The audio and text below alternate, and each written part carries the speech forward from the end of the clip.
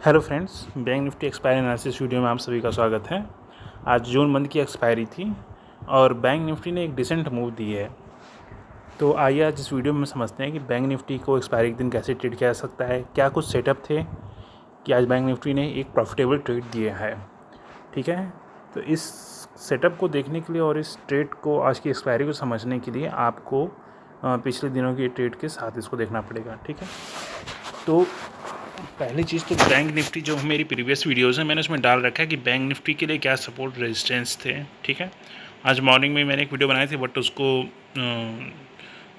Time shortage वजह से upload नहीं कर सका था। लेकिन देखिए, प्रीवियस वीडियो में जैसा मैंने बताया था कि बैंक निफ्टी की जो एक रेंज बनी थी 43,500 से लेके, ठीक है ना, ये देखिए आप इसको ऐसी तरह समझते भी रहिए कि किस तरह से हम सपोर्ट और रेजिस्टेंस लाइन ड्रा करेंगे। ठीक है, देखिए जो हमारा सपोर्ट था 43,500 के पास था। एक मिनट ये जो हमारा सपोर्ट था 43,500 के पास था और रेजिस्टेंस था, देखिए जो रेंज थी पूरी 43,400 से लेकर 44,000 तक की थी। ठीक है, लेकिन अभी देखा जाए तो 43,500 से लेकर 550, 43,550 से लेके, ठीक है, यहाँ से लेके पूरी ये 44,000 तक की रेंज थी। लेकिन अभी पिछले एक दो दिन से बैंक निफ्टी इस छोटी रेंज में ट्रेड कर रहा था। ठीक है, 43,800 तक, सॉरी एक मिनट, यहाँ तक कर लो 800 या 850 आप मान लो। ठीक है, अभी के लिए मैं 800 ही मानता हूँ, 43,800। ठीक है ना, ये एक इसके लिए रेजिस्टेंस लेवल था। ये 40-50 पॉइंट हम ऊपर नीचे कर लेते हैं। ये अब ये एक दिन के लिए नहीं था, पिछले कुछ दिनों से ये रेजिस्टेंस लेवल बना हुआ था। ये मैंने अपनी प्रीवियस वीडियोस में डाल रखा है। जब इन 2 दिनों में कंसोलिडेशन कर रहा था तो मैंने बताया था कि बैंक निफ्टी एक्सपायरी डेज़ के लिए प्रिपेयर हो रहा है। जो मेरी एक्सपायरी जून मंथ की एक्सपायरी वीडियो पड़ी हुई है उसको आप देखिए, समझिए, उसमें भी ऐसे एनालिसिस की गई है। ठीक है, तो मैं ये पिछले दिनों में बताया था कि बैंक निफ्टी अपने एक्सपायरीज के लिए प्रिपेयर हो रहा है और एक छोटी रेंज में बैंक निफ्टी ट्रेड कर रहा था। जब बैंक निफ्टी किसी छोटी रेंज में ट्रेड करता है तो उसके बाद चांसेस होते हैं कि बैंक निफ्टी उस रेंज को ब्रेक करेगा और एक अच्छी मूव देगा। ठीक है, तो कल की जो मूव हुई थी, बैंक निफ्टी रेजिस्टेंस के पास ओपन होने के बाद नीचे की ओर आया। ठीक है, और 43,700 का इसने एक सपोर्ट लिया था।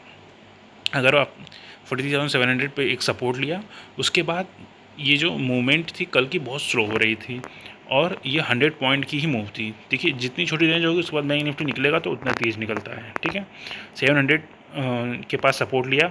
फिर कल के डेज में जब दूसरी बार बैंक निफ्टी नीचे आया तो अपने सपोर्ट के पहले ही, यहाँ देखिए ये इसके पास सपोर्ट था, लेकिन अब कल के दिन में इसने इस लेवल को टच नहीं किया बल्कि इसके ऊपर से ही।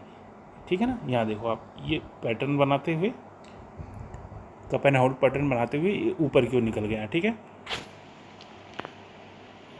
बैंक निफ्टी इसके बाद जब 43,800 के ऊपर निकलता है तो अपना जो टारगेट था, पहला टारगेट 44,000, ठीक है ना, 44,000।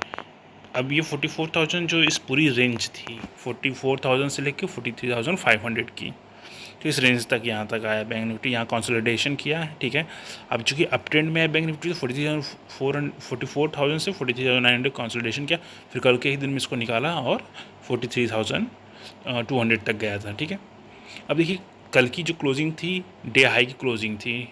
ठीक है, तो आज जो बैंक निफ्टी जब एक्सपायरी एक दिन ओपन हो रहा है तो हमारे लिए जो रेजिस्टेंस था, जैसा कि मैंने एक्सपायरी वीडियोस में भी बताया था कि 44,000 के ऊपर बैंक निफ्टी का जो अगर बैंक निफ्टी का जो रेजिस्टेंस लेवल है, ठीक है, 44,000 से लेके 44,100 और 44,168, ठीक है ना, ये दो इसके रेजिस्टेंस लेवल थे। तो बैंक निफ्टी जब ओपन होता है तो उसके ओपन होने के बाद चूँकि गैप अप ओपन होता है तो इसलिए हमारा ट्रेड यहाँ पे नहीं बन रहा था, क्योंकि बैंक निफ्टी का जो रेजिस्टेंस लेवल है वो 44,500 का है। तो बैंक निफ्टी अपने 44,500 के रेजिस्टेंस का ओपन हो रहा है। उसके बाद चूँकि बैंक निफ्टी अप साइड में ओपन हुआ है, ठीक है, तो बैंक निफ्टी कुछ देर तक कंसोलिडेशन किया है। ठीक है, यहाँ देखिए आप, ये बैंक निफ्टी पूरा कंसोलिडेशन किया था। ठीक है ना, यहाँ पर, लेकिन इसको मैं बताता हूँ कैसे ट्रेड हम कर सकते थे इसको। एक मिनट,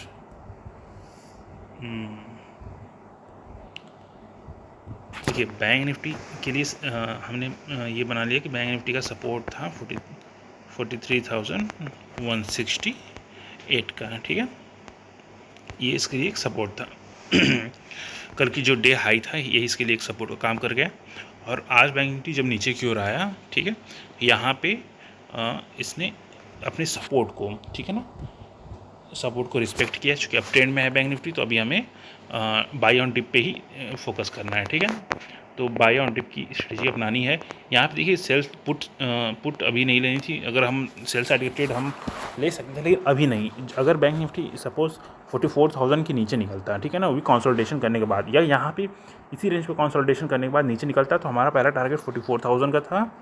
और उसके बाद अगर 44,000 को नीचे की ओर निकालता तो दूसरा टारगेट 43,800 का था।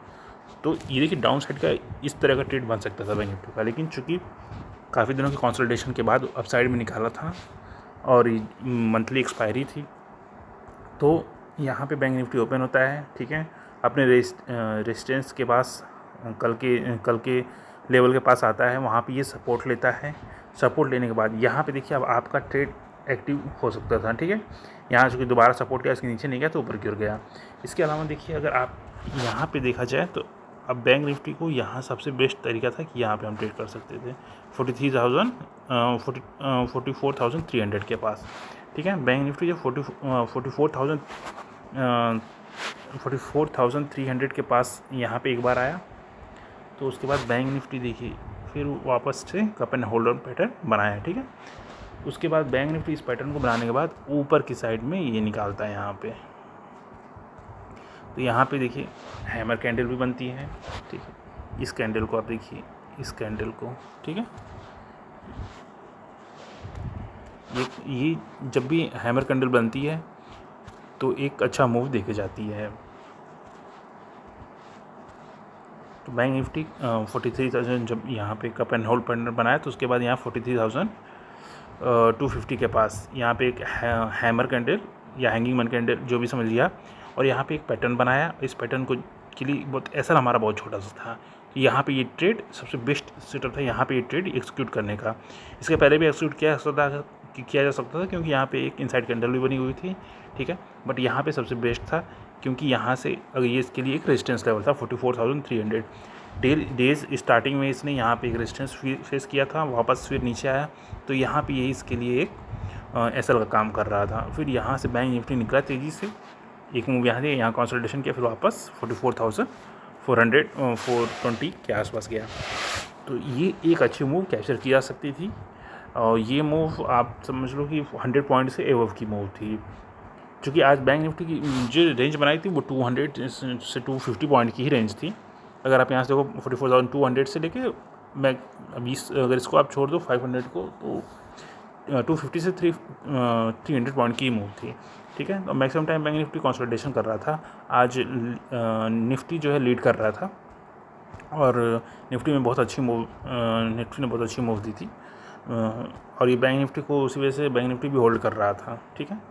तो बैंक निफ्टी का ये जो मूव था, यही एक मूव जो था इजीली कैप्चर किया जा सकता था, ये मूव, ठीक है ना। इसमें अगर आप कोई पॉइंट करते इसके बाद तो बैंक निफ्टी जो है 250 के पास सपोर्ट जब भी आ रहा था 250 के पास सपोर्ट ले रहा था, और 250 के पास सपोर्ट 250 को ब्रेक नहीं कर रहा था, ठीक है। तो अभी के लिए इसको हटाओ। आप देखो 250 को अगर आप रेजिस्टेंस लाइन बनाते हो, सपोर्ट लाइन बनाते हो, तो देखो बैंक निफ्टी 44,250, यहाँ पे बैंक निफ्टी एक सपोर्ट बार बार ले रहा था, और उसके बाद यहीं से ऊपर की ओर निकल जा रहा था, ठीक है। तो ये बैंक निफ्टी, बट ये मूव कैप्चर करना इजी नहीं था, ठीक है ना। ऐसे तो ये देखो बैंक निफ्टी की ये मूव थी 250 पॉइंट तक की मूव दिया था, लेकिन ये इतना इजी मूव नहीं थी, ठीक है ना।